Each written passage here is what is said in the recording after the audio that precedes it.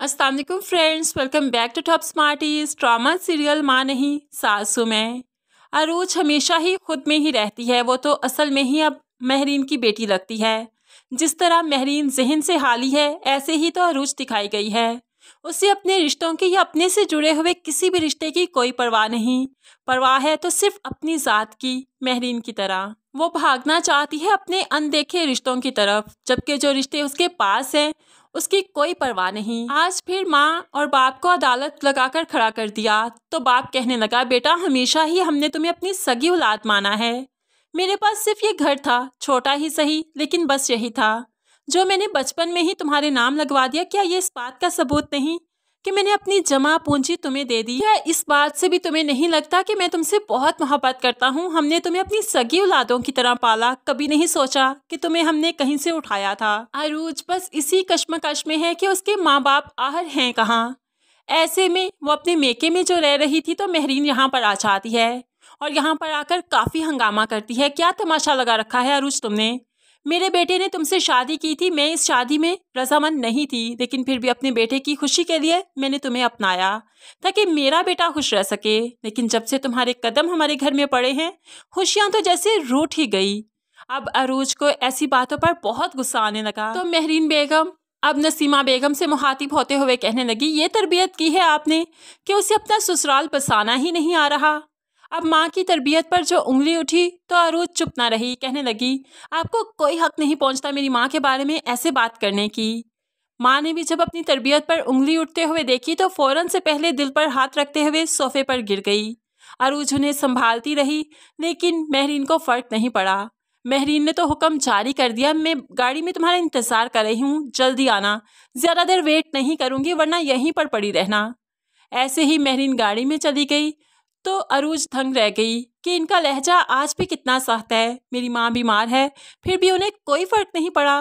तो यहाँ पर मास्टर साहिब अरूज से कहने लगे, जाओ बेटा जाओ, तुम्हें अपने घर जाना चाहिए। शादी के बाद लड़की का असल घर मेका नहीं उसका ससुराल हुआ करता है, इसलिए तुम्हें फौरन जाना चाहिए। वो गाड़ी में तुम्हारा वेट कर रही हैं। अरूज ना चाहते हुए भी महरीन के साथ घर आ जाती है। यहाँ पर भी महरीन का गुस्सा खत्म नहीं हुआ कि डाइनिंग टेबल पर बैठे फिर से कोई बात कर देती है।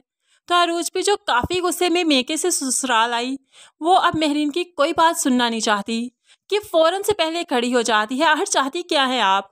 रोज ही अदालत लगाकर बैठ जाती हैं। आपके सवाल जवाब का सिलसिला खत्म क्यों नहीं होता? आपको पता नहीं चलता कि मैं आपको कितना इग्नोर करती हूँ? आपकी किसी भी बात का जवाब देना मैं जरूरी नहीं समझती। ऐसे में महरीन तो हक्का बक्का हो गई, उसे देखती ही रही। और अब सलमान को भी बहुत गुस्सा आया कि कैसे बात कर रही है ये मेरी माँ से।